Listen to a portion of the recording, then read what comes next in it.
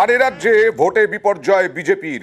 দিলীপ ঘোষ আজকে আবার মর্নিং ওয়াকে নেমে গেছেন, কিন্তু তার সেই সোজা সাপটা বক্তব্য থেকে সরছেন না।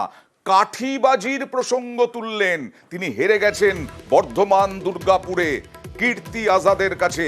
তার কেন্দ্র মেদিনীপুর, এর আগে ছিল সেই মেদিনীপুর দেয়নি দল। কি বললেন দেখুন। আর তার পাল্টা প্রতিক্রিয়া দিতে গিয়ে সুকান্ত মজুমদার কি বললেন বিজেপি রাজ্য সভাপতি, দেখুন।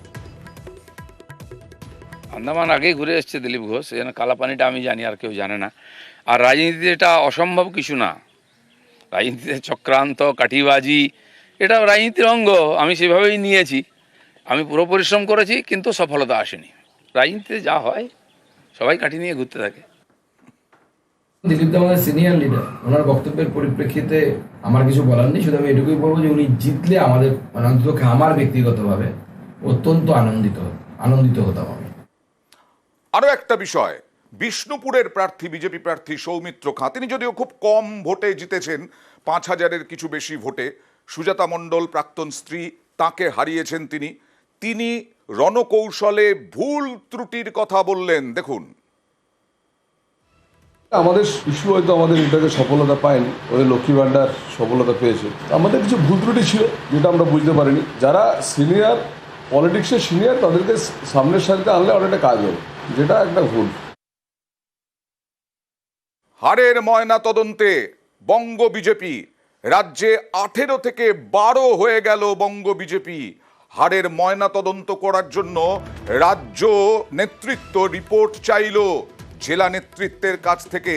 কথা বলবো হেভিওয়েটদের পরাজয় কেন হলো, এই সব নিয়ে কথা বলবো ভেঙ্কটেশ্বর লাহিড়ির সঙ্গে। ভেঙ্কটেশ্বর, রাজ্য নেতৃত্বের কাছে কি কেন্দ্রীয় নেতৃত্ব জানতে চেয়েছে? ভেঙ্কটেশ্বর, ভোটে বিপর্যয়ের কারণ নিয়ে রিপোর্ট তলব বঙ্গ বিজেপির।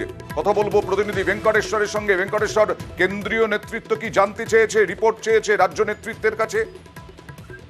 দেখো, কেন্দ্রীয় নেতৃত্ব বিজেপির এই যে অবস্থা তা নিয়ে তারা রীতিমতো ভুক্ত এবং হতাশ। সেই জায়গা দাঁড়িয়ে কেন্দ্রীয় নেতৃত্বের প্রশ্নের মুখে পড়েছে রাজ্য বিজেপি, এবং সেই পরিপ্রেক্ষিতেই বিজেপির যে 43টি যে সাংগঠনিক জেলা রয়েছে এই রাজ্যে, সেই সমস্ত সাংগঠনিক জেলার নেতৃত্বের কাছ থেকে রিপোর্ট তলব করা হয়েছে এই পরাজয়।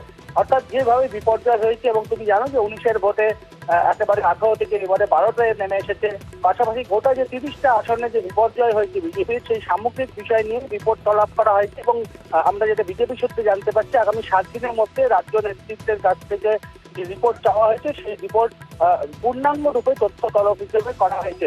পাশাপাশি কেন্দ্রীয় নেতৃত্ব এই যে ভরাডুবি, একদম যেভাবে 35টি আসনে লক্ষ্যমাত্রা নিয়ে নেমে 12টি আটকে যাওয়া, এই বিষয়টাকে কিন্তু বিজেপির কেন্দ্রীয় নেতৃত্ব তারাও ভালোভাবে দিচ্ছে না। এবং সেখানে কেন এই ধরনের দলের বিপর্যয় হলো, সেই ব্যাপারে সামগ্রিকভাবে কেন্দ্রীয় নেতৃত্ব রাজ্য বিজেপির কাছে জানতে চেয়েছে, এমনটাই জানা যাচ্ছে। তার পরিপ্রেক্ষিতেই রাজ্য কমিটির পক্ষ থেকে সমস্ত রাজ্য যারা কেন্দ্রীয় বা জেলা নেতৃত্ব রয়েছেন, তাদের কাছ থেকে রিপোর্ট তলব করা হয়েছে এই হারের বিপর্যয়ের কারণ কি তা অনুসন্ধানে। একদম। আর শুধু 18 থেকে 12 হয়ে যাওয়া নয়, দিলীপ ঘোষ, নিশীথ প্রামাণিক, লকেট চট্টোপাধ্যায়, সুভাষ সরকার, স্বপন মজুমদার, হেভিওয়েট প্রার্থীরা সব হেরে গেলেন। অনেকেই বলছেন 19-এর ফলও ধরে রাখা গেল না কেন?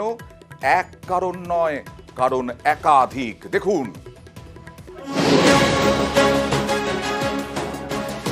আবার মমতা, আবার তৃণমূল। 24-এর ভোটে বাংলায় ফের সবুজ সুনামি। তৃণমূলের দাপটে ধরাশায়ী বিজেপি। 2019-এর লোকসভা ভোটে রাজ্যে 18টি আসন পায় বিজেপি। সেই নিরিখে 121টি বিধানসভা আসনে এগিয়েছিল তারা। তারপরেও কেনই বিপর্যয়? পর্যবেক্ষকদের একাংশের মতে পদ্মের পরাজয়ের কারণ এক নয়, একাধিক। 24-এর ভোটে যেন শুরু থেকেই ব্যাকফুটে ছিল বিজেপি। প্রথমত সিট ঠিক করা। দিলীপ ঘোষ, দেবশ্রী চৌধুরী, সুরিন্দর সিং আলুওয়ালিয়া। 24-এ একের পর এক হেভিওয়েট সাংসদের কেন্দ্র বদল করেছে বিজেপি। 3 জনই এবার হেরে গিয়েছেন তৃণমূলের প্রার্থীর কাছে। 19-এ মেদিনীপুর আসন থেকে জেতেন দিলীপ ঘোষ, এবার বর্ধমান দুর্গাপুর আসনে তিনি হারলেন। 19-এ রায়গঞ্জ আসন থেকে জেতেন দেবশ্রী চৌধুরী, এবার কলকাতা দক্ষিণে দাঁড় করানো হয়, সেখানে হারলেন। 2019-এ বর্ধমান দুর্গাপুর থেকে জিতে সাংসদ হন আলুওয়ালিয়া, কিন্তু এবার হারলেন আসানসোল কেন্দ্রে। 21-এর বিধানসভা ভোটে কোচবিহারের শীতলকুচিতে গুলিতে 5 জন প্রাণ হারান। সেই সময় এসপি ছিলেন দেবাশিস ধর, তাকেই এবার বীরভূমে প্রার্থী করে বিজেপি। এ নিয়ে প্রথম থেকেই তৃণমূল সুর চড়ায়। সেই দেবাশিস ধরের প্রার্থীপদ বাতিল করে দেয় নির্বাচন কমিশন। শেষ মুহূর্তে বীরভূমে প্রার্থী বদল করে বিজেপি। ভোটে লড়েন দেবতনু ভট্টাচার্য। সেই দেবতনু এদিন হেরেছেন তৃণমূল প্রার্থীর কাছে। এছাড়াও 19-এ জেতা অনেকগুলো আসনে 24-এ হারল বিজেপি। 19-এর লোকসভা ভোটে 18 আসনে জেতে বিজেপি, পরে উপনির্বাচনে আসানসোলে জয়ী হয় তৃণমূল। বাকি 17টি আসনের মধ্যে একের পর এক হেভি ওয়েট পদ্মপ্রার্থী এবার হেরেছেন। এমনকি উত্তরবঙ্গেও হারতে হয়েছে। কোচবিহারে হেরেছেন কেন্দ্রীয় স্বরাষ্ট্র প্রতিমন্ত্রী নিশীথ প্রামাণিক। আমরা উত্তরবঙ্গেও ওদের নাকি হোম মিনিস্টার সকল, তার মেরুদণ্ড মানুষ ভেঙে দিয়েছে।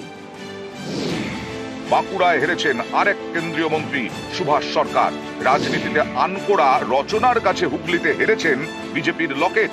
বারাকপুরে হারলেন অর্জুন সিং। অন্যদিকে তৃণমূলের হাতে থাকা কাঁথি ও তমলুক গেল এবার বিজেপির ঝুলিতে। তমলুকে আপনারা দেখেছেন ওটা ইলেকশন নয়, যা করেছিল নন্দীগ্রামে আমার সময়, ওখানেও টোটালটা রিক করেছে। তাতেও যে ভোটে জিতেছে, রিকাউন্টিং হলে, ভিভিপ্যাট কাউন্টিং হলে প্রমাণ হয়ে যাবে ওটাতেও হেরেছে। সব মিলিয়ে বঙ্গে বিজেপি আবার ধরাশায়ী। নিউজ 18 বাংলা।